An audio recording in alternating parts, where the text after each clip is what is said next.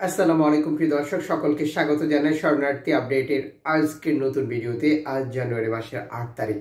জানিয়ে দিব অনেকগুলো তথ্য এই ভিডিওর মাধ্যমে।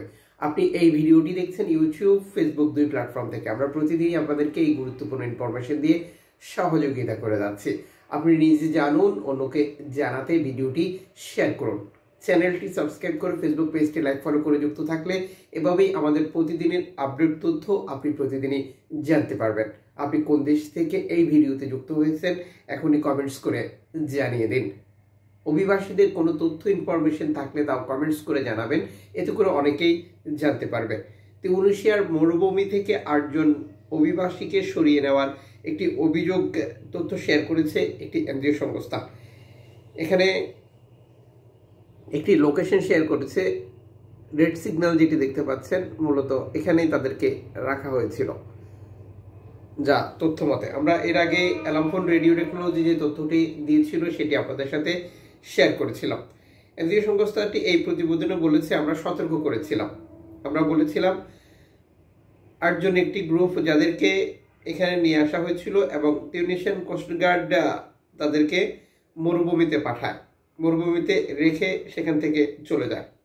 এরপর এখানে উদ্ধার অভিযান পরিচালনা হয়। এখন পর্যন্ত সেখানে কোনো লোকজনকে খুঁজে পাওয়া যায়নি, যেটা সত্যি দুঃখজনক। ইতালি কর্তৃপক্ষ বর্তমান তিউনিসিয়া এবং লিবিয়ান কর্তৃপক্ষের সাথে পৃথক পৃথক চুক্তি করে এই অভিবাসীদের আটক করা, অভিবাসীদের ইউরোপ যেতে বাধা দেওয়া সহ আরও নানান কার্যক্রমের সাথে যুক্ত রয়েছে। যদিও ইতালিকে আমরা মানবতার দেশ হিসেবে দেখে থাকি। এনজিও সংস্থাটি কথাগুলো ঠিক এভাবে বলছে। আপনারা জানেন যে সাম্প্রতিক সময় লিবিয়ার উপকূল, তিউনিসিয়ার উপকূলে নৌকাডুবি এবং রেকর্ড সংখ্যক শরণার্থী মৃত্যু প্রতিদিনের এক ঘটনায় পরিণত হয়েছে।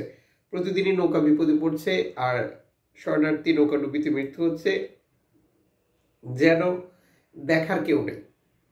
এই সময়টাতে এই অঞ্চলে এনজিও সংস্থা থাকে অনেক, কিন্তু চলতি বছরের প্রথম থেকেই এনজিও সংস্থাগুলো অর্থনৈতিক সংকটে পড়েছে, যার মূল কারণ হচ্ছে ইতালি, ফ্রান্স, জার্মানি বড় দেশগুলো অভিবাসীদেরকে উদ্ধার করার জন্য এনজিও সংস্থাগুলোকে যারা টাকা দেয়, প্রণোদনা দেয় বা সহযোগিতা করে, চ্যারিটি ফাউন্ডেশন, সেগুলো বন্ধ করার সর্বোচ্চ চেষ্টা চালিয়ে যাচ্ছে। আর যে জন্যে এনজিও সংস্থাগুলো ভূমধ্যসাগর থেকে শরণার্থী উদ্ধার করার জন্য তাদের যে জ্বালানি, খাদ্য প্রস্তুতি নিয়ে উদ্ধার অভিযানে আসবে, সেই সংকটে ভুগছে।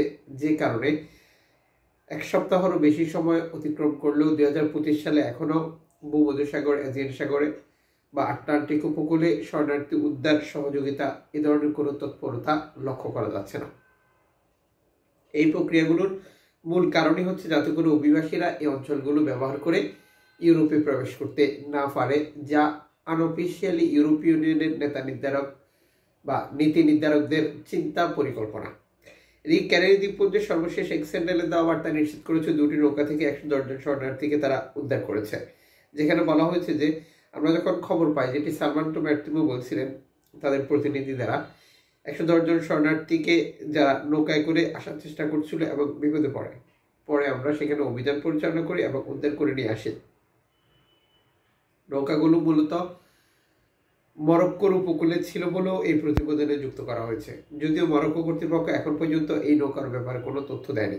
এদিকে মরক্কো উপকূলে নৌকা বিপদে পড়া, নৌকা উদ্ধার না করা বা অসহযোগিতার যে অভিযোগ, এটা একবারে স্পষ্ট, যার কারণ মরক্কোর সাথে স্পেনের চুক্তি রয়েছে শরণার্থী আটকানো, বাধা দেওয়া বা শরণার্থীদেরকে ফিরিয়ে নেওয়া। মরক্কো কর্তৃপক্ষ এই কাজটি দীর্ঘদিন থেকে করে আসছে টাকার বিনিময়ে। মরক্কো 2024 সালে 50,000+ অভিবাসীকে আটক করেছে, যাদের উপকূল ব্যবহার করে স্পেনে যাওয়ার চেষ্টা করছিল অভিবাসীরা। সর্বশেষ এনজিও সংস্থা 2টি নৌকায়, যেটি একটি নৌকা থেকে 70 জন, একটি নৌকা থেকে 40 জন, একটি নৌকা থেকে 23 জন, এভাবেই বিভিন্ন অভিযান পরিচালনা করে এবং শরণার্থীদেরকে উদ্ধার করে নিয়ে আসে। উদ্ধারকৃত শরণার্থীদের একটি পিকচার দিয়েছে তারা, আপনারা দেখতে পাচ্ছেন। এটা হচ্ছে স্পেনের কোস্টগার্ডের জাহাজ, যেখানে উদ্ধার করা হয়েছে অভিবাসীদেরকে এবং উদ্ধার করার পর তাদেরকে নিরাপদ স্থানে হস্তান্তর করা হয়েছে বলেও এই প্রতিবেদনে যুক্ত করা হয়েছিল। এদিকে 11 জন শরণার্থী উদ্ধারের নতুন একটি তথ্য প্রকাশ করেছে স্পেনের সমুদ্র উদ্ধারকারী সংস্থার তথ্য মতে ম্যারিমোতে 11 জন মানুষকে আমরা উদ্ধার করতে সক্ষম হয়েছি, যারা একটি প্লাস্টিকের নৌকায় করে আসার চেষ্টা করছিল। এই প্রতিবেদন তারা নিশ্চিত করে সকাল 10টার পরে আমরা এই উদ্ধার অভিযান পরিচালনা করি, যখন আমাদের কাছে একটি কল আসায় এবং কল আসার পর উদ্ধারকৃত শরণার্থীদেরকে নিরাপদে উদ্ধার করতে সক্ষম হয়েছে তারা, যাদেরকে পরবর্তীতে আশ্রয়কেন্দ্রে পাঠানো হয়েছে। এই প্রতিবেদনে যুক্ত করা হয়েছে যে আমাদের হেলিকপ্টার উদ্ধার কাজে সহযোগিতা করেছিল এবং সবাইকে লাইফ জ্যাকেট দেওয়া হয়েছিল উদ্ধার করার সময়। এদিকে তুরস্ক থেকে গ্রিস যাওয়ার পথে শরণার্থী বিপদে পড়া এবং শরণার্থীদের উদ্ধারে সহযোগিতা না করা বা বিপদগ্রস্ত অভিবাসীদের জোর করে ঠেলে দেওয়ার যে অভিযোগগুলো পাওয়া যাচ্ছে তা একবারে স্পষ্ট। এখানে রেড সিগন্যাল যেটি দেখতে পাচ্ছেন, মূলত এখানে সেই নৌকাটি বিপদে পড়েছে বলে অ্যালামফোন রেডিও টেকনোলজি সর্বশেষ এক্স চ্যানেলে দেওয়া বার্তা নিশ্চিত করেছে। অ্যালামফোনের তথ্য মতে 35 জন শরণার্থী নিয়ে একটি নৌকা বর্তমান বিপদে পড়েছে, যেটি সমুদ্রে অবস্থান করছিল। এখানে উপত্যকা বা দ্বীপ নয়, এটা সমুদ্র দেখানো হয়েছে। মানুষ তাদেরকে উদ্ধার করার জন্য আহ্বান জানিয়েছে। যারা অ্যালামফোনের কাছে একটি বার্তা পাঠিয়েছে, অ্যালামফোন যাতে করে এই বার্তাটি গ্রিক কোস্ট গার্ডের কাছে পৌঁছে দেয়, যাতে করে তারা উদ্ধার করে না হয় নৌকাডুবি এবং শরণার্থী মৃত্যুর মতো বিপজ্জনক ঘটনা ঘটতে পারে। অ্যালামফোন এই প্রতিবেদনে তা সতর্ক করে দিয়েছে গ্রিক কোস্ট গার্ডদেরকে যে এখানে একটি নৌকা বিপদে রয়েছে যাদের অভিবাসীদেরকে উদ্ধার করার জন্য। এদিকে ইতালির কাতানিয়া আদালত আবারও অভিবাসীদের পক্ষে একটি রায় দিয়েছে। মিশর একটি নিরাপদ দেশ নয়, এ ধরনের একটি রায় এর মধ্যে সামাজিক যোগাযোগ মাধ্যমে ভাইরাল হয়েছে। কাতানিয়ার এই আদালতের বিচারক বলেছেন ইতালি মিশরকে নিরাপদ দেশ মনে করে, অথচ ইউরোপীয় ইউনিয়ন যেটা মিশরকে নিরাপদ দেশ মনে করে না। কাতানিয়ার আদালতের এই বিচারক 30 বছর বয়সী একজন মিশরীয় অভিবাসীকে আটকের রায়ে এই তথ্য তুলে ধরেন, যেখানে তাকে পজ্জলাতে আটক করা হয়েছিল, বর্তমানে তাকে আটকে রাখা হয়েছে।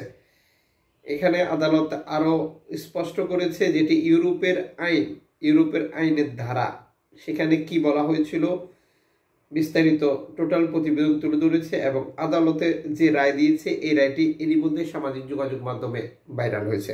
প্রসঙ্গত 2024 সালের জুন মাসে মিশর এবং বাংলাদেশকে নিরাপদ দেশের তালিকায় অন্তর্ভুক্ত করে একটি রায় প্রদান করে ইতালি।